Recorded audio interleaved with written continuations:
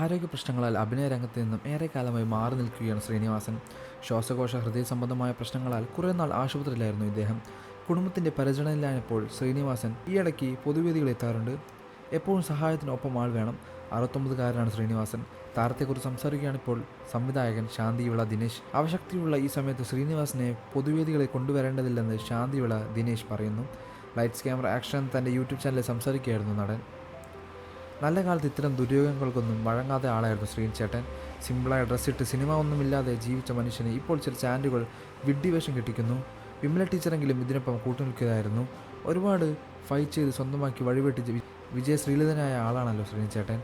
ഇനി കുറച്ചുനാൾ കൃത്യമായി മരുന്നും ഭക്ഷണവും കഴിച്ച് വിശ്രമിക്കട്ടെ ആ മനുഷ്യൻ. നിനക്കിതൊക്കെ പറയാം. കുറച്ച് കാശ് ചാനലുകൾ നൽകുന്നുണ്ട്. ആ ഒറ്റ ഓഫറിലാണ് പൊതുജന മാധ്യമത്തിൽ ശ്രീനിവാസൻ പൊതുജന മാധ്യമത്തിലെത്തുന്നത് എന്നായിരിക്കും ചാനൽ മുതലാളിമാർ പറയുക.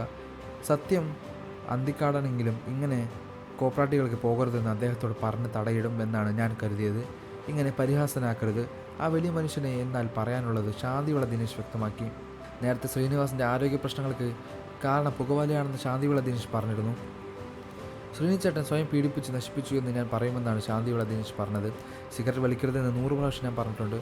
സ്വയംവര പന്തൽ എന്ന സിനിമയുടെ സ്ക്രിപ്റ്റ് വാങ്ങിയാൽ താൻ അദ്ദേഹത്തിൻ്റെ മുറിയിൽ ചെന്നപ്പോൾ പുകയുടെ നടുവിലാണ് ഇരിക്കുന്നത്. ഒരു സിഗരറ്റിൽ നിന്നും അടുത്ത സിഗരറ്റിലേക്ക് എത്തിക്കുകയാണ്. ജീവിതത്തിൽ സിഗരറ്റ് വലിക്കാത്ത ആളാണ് ഞാൻ. ഒരു ജന്മം വലിക്കേണ്ട നിക്കോട്ടിനുള്ളിൽ പോയിട്ടുണ്ട്. ജനാലെങ്കിലും തുറന്നിടണ്ടേ എന്ന് ഞാൻ ചോദിക്കുന്നുണ്ട്. ആരോടാ വാശി പിടിക്കുന്നത്? വലിയ മദ്യപാനമാണ് ബാധിച്ചത്. എഴുത്തിൻ്റെ മാനസിക ടെൻഷനായിരിക്കാം. വലിക്കുമ്പോൾ ശ്വാസം കിട്ടുമെന്നാണ് പുള്ളി പറയുന്നത്.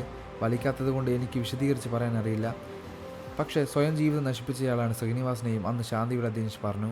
അതേസമയം സിനിമാ ലോകത്തും പേരിലും പ്രശസ്തിയിലും ഇന്നലകൾ മറക്കാത്ത നല്ല വ്യക്തിയായിരുന്നു ശ്രീനിവാസനെന്നും ശാന്തിവിള ദിനേശ് ഒരിക്കൽ പറഞ്ഞിട്ടുണ്ട്. കൂടുതൽ വാർത്തകളും വിശേഷങ്ങളും അറിയാൻ ഈ വീഡിയോ ലൈക്ക് ചെയ്ത് ചാനൽ സബ്സ്ക്രൈബ് ചെയ്ത് സപ്പോർട്ട് ചെയ്യുക.